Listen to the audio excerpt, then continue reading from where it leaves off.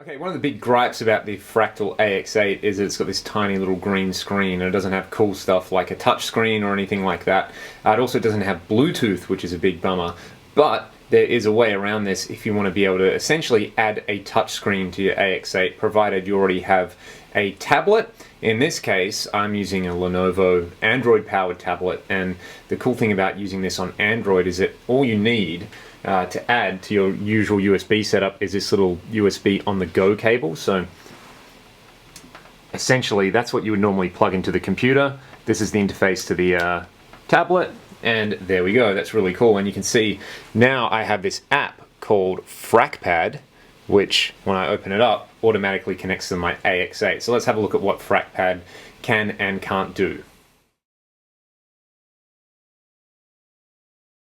So you can see there that once I've got Fracpad connected via the USB on-the-go cable, basically I don't have to do anything. It automatically detects my AX8 and boots up. And it's got quite a similar interface that we're used to. We've got the usual grid, and you can see a bunch of blocks in there. And what's really cool about this is that all we have to do is touch a block, and it will bring up the editor for that block. As you can see here, I'm in the drive block, and you've got your basic controls and your advanced controls there, which is pretty cool. And it's pretty simple to go back. If I want to edit the amp block, I have all the normal tabs that I would have in AX8 Edit. For example, I can look at the graphic EQ, all the preamp controls, power amp controls, basically anything I want to do. And I've also got these cool touch-sensitive knobs that basically, if I want to turn something, I can just use my finger and do it like that, which is awesome. So that is the basic interface. And of course then, if we want to click on a block, double tap it, hold it down. I always forget the way to do this. Yeah, here we go. So if you hold it down, not double tap it, you can add another block. For example, if I want to add a compressor to this, I can just go on comp, and then I can click it again, and it will bring up all the parameters for my compressor, including the different compressor types, which are just up the top here.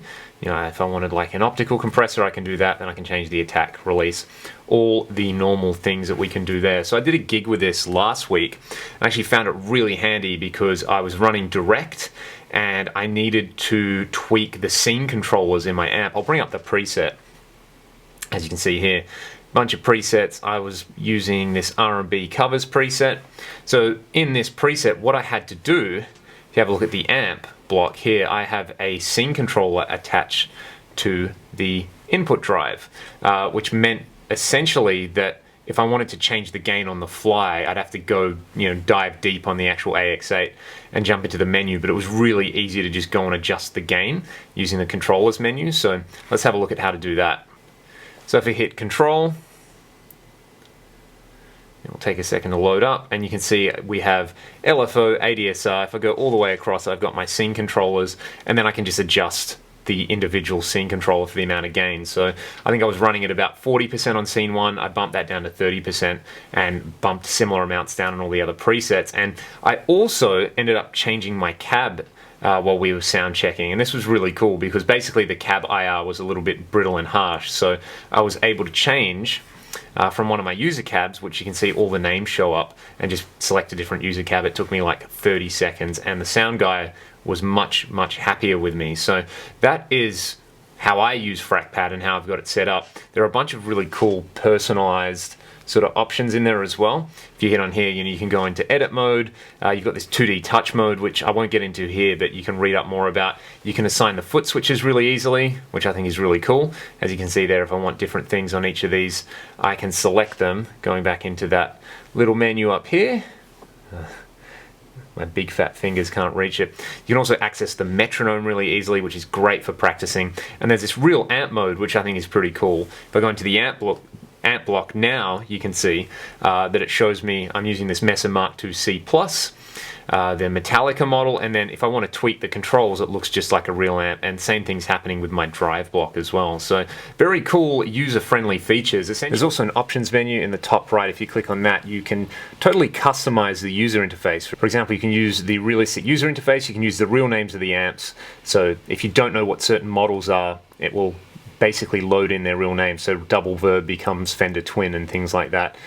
You can do a bunch of startup options. You've got circular knobs, or you can have a linear fader or a horizontal fader. You can have realistic EQs, you can name scenes, you can have different preset lists. It's just really, really handy. I think I paid like 180 bucks Australian for this tablet. The cable was $5, and you know, the app you can buy, and you know, a lot of people probably look at it and go, oh, that's a little bit expensive, but if you consider basically this whole little rig, maybe an additional 250 bucks. And what it's letting me do is it's essentially adding such a handy user interface that I can use live, that I can make my workflow live if I need to change anything so much easier. And if I don't want to turn my computer on, I just want to like plug into an amp and use my tablet, I can do that as well. So I really like that about Fracpad. I love the tuner too. Like, this is way bigger than the actual AX8 tuner, so I found myself looking at this screen more live than the actual tuner on the AX8. So it's a beautiful display, and you know, things react immediately. Like if I turn a drive block on the actual AX8, you'll see that it responds very quickly. And unlike AX8 Edit, it doesn't come up with like a sort of like press the screen to resume kind of thing. So you can do that. You've also got access to your global controls, which is really, really handy if you want to set any global functions or switches or anything like that, again, without having to surf through the menu. So Fracpad kind of does it all, which I think is very, very impressive. It's a beautiful app. It looks really nice. It's easy to use. It actually works if you're using Android. I know if you're using an iPhone, you would need a MIDI to Bluetooth interface, which again is relatively inexpensive and easy to set up, but I really like it with an Android tab. It's essentially like, you know, adding a touchscreen to your AX8. Means that you can use this to just stomp on the foot switches, and then if you need to do any deep editing, you can do it from your tablet directly. So that's Fracpad. I like it.